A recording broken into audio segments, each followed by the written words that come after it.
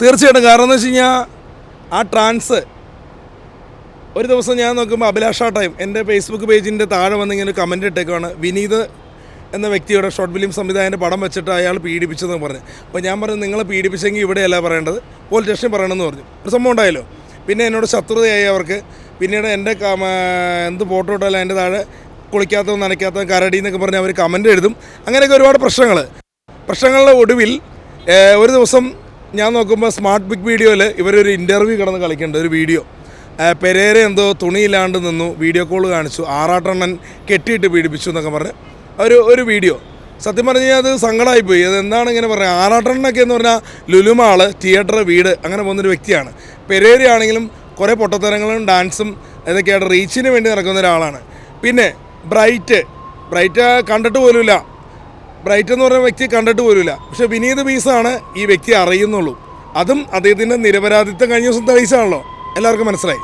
അപ്പം എന്നെയും ഇങ്ങനെ കൂടിയിട്ടിട്ട് ഒരു ചെറിയൊരു വാർത്ത വന്നിരിക്കുകയായിരുന്നു 24 ന്യൂസിൽ. അപ്പോൾ സങ്കടം തോന്നി ഞങ്ങൾക്ക്, എന്തിനാണ് ഇങ്ങനെ പറഞ്ഞിരിക്കുന്നതെന്ന്.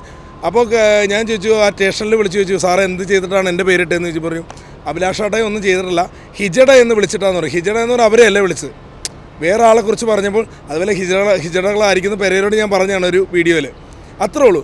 അപ്പം ഇതിനെ വീണ്ടും ഇവർ 24 ന്യൂസിൽ ആറാട്ടെണ്ണനെതിരെ ഒരു ന്യൂസ് ഇട്ടായിരുന്നു. ആറാട്ടെണ്ണൻ്റെ ലോകം എന്നൊരു വാട്സാപ്പ് ഗ്രൂപ്പ് ക്രിയേറ്റ് ചെയ്ത് കുറച്ച് ആളുകൾ ചേർന്ന് അതിനകത്ത് ഈ വ്യക്തിയെ പിടിച്ച് ആഡ് ചെയ്തിട്ട് ഇവരെ തെറി വിളിക്കുകയും ഇവരെ മാനസികമായിട്ട് ബുദ്ധിമുട്ടിക്കുകയും ചെയ്യുകയാണ് എന്ന് പറഞ്ഞ് ഒരു വാർത്ത കൊടുത്തിരുന്നു. നിങ്ങളും കണ്ടു കാണുമല്ലോ.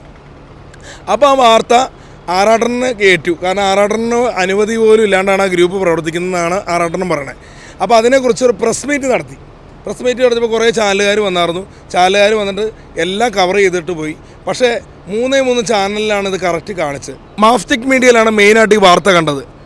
ബ്രൈറ്റ് പറയുന്നതും അതുപോലെ തന്നെ വിനീത് പറയുന്നതും ഞാൻ പറയുന്നത് ആറാട്ട് പറയുന്നതെല്ലാം വാർത്ത കണ്ട മാഫ്റ്റിക് മീഡിയയിലാണ്.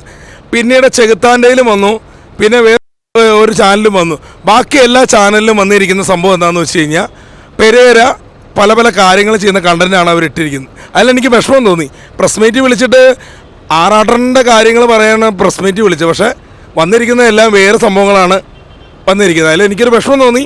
ഞാനതിനെ കുറ്റപ്പെടുത്തുകയില്ല. പിന്നെ ആ പ്രസ് മീറ്റ് ഒരു കോമഡി രീതിയിലാണ് എല്ലാവരും കണ്ടത്. വീണ്ടും ആറാട്ടൻ്റെ ലോകം എന്ന് പറഞ്ഞ ഗ്രൂപ്പ് ഇപ്പോൾ വീണ്ടും പ്രവർത്തിച്ചുകൊണ്ടിരിക്കുക. ഇനി എന്തായാലും ആറാട്ടണ്ണൻ മുൻകൈ എടുത്താൽ മാത്രമാണ് ഇത് തടയാൻ പറ്റുള്ളൂ. കാരണം ആറാട്ടണ്ണനെയൊക്കെ നല്ല രീതിയിൽ അവതരിപ്പിക്കുന്ന ഗ്രൂപ്പാണെങ്കിൽ കുഴപ്പമില്ല. മോശപ്പെട്ട രീതിയിൽ എല്ലാവരെയും കളിയാക്കുന്ന രീതിയിലാണ് ആ ഗ്രൂപ്പ് മുന്നോട്ട് പോയിക്കൊണ്ടിരിക്കുന്നത്. അതിലുള്ള അഡ്മിൻസ് 1-2 പേര് എന്നെ വിളിച്ചിരുന്നു.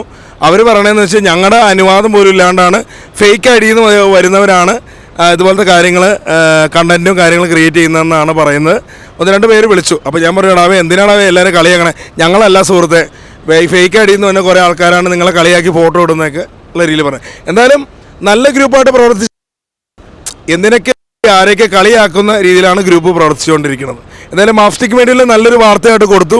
കാരണം വാർത്ത എന്ന് പറഞ്ഞു കഴിഞ്ഞാൽ സത്യസന്ധമായിരിക്കണം. ആ നല്ല രീതിയിൽ നിങ്ങൾ പ്രവർത്തിച്ചു, അതിന് നന്ദി. Thank you.